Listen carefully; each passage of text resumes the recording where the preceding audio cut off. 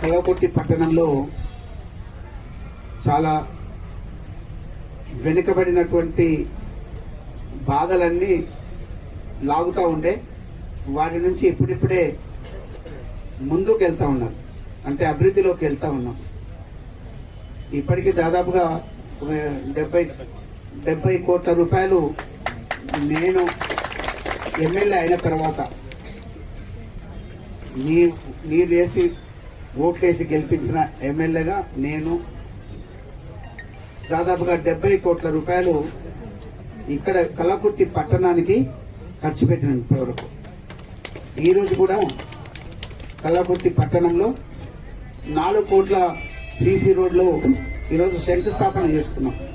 ఇలా రోడ్డు కూడా ఇట్లా నున్నగా ఉండాలంటే దానికి డబ్బులు పెట్టాల్సి వస్తుంది. మరి 100 కోట్లు అయింది. 4 కోట్ల రూపాయలు సీసీ రోడ్లు, అదేవిధంగా షాపింగ్ కాంప్లెక్స్ 4 కోట్ల రూపాయలు, 2 కోట్ల రూపాయలు మొదలు ఇప్పుడైతే వెచ్చించినాం. ఇంకో 2 కోట్లు కూడా కావాలంటున్నారు. అది షాపింగ్ కాంప్లెక్స్ అయిన తర్వాత మిగతా దానికి ఇంకో 2 కోట్లు పెడదాం.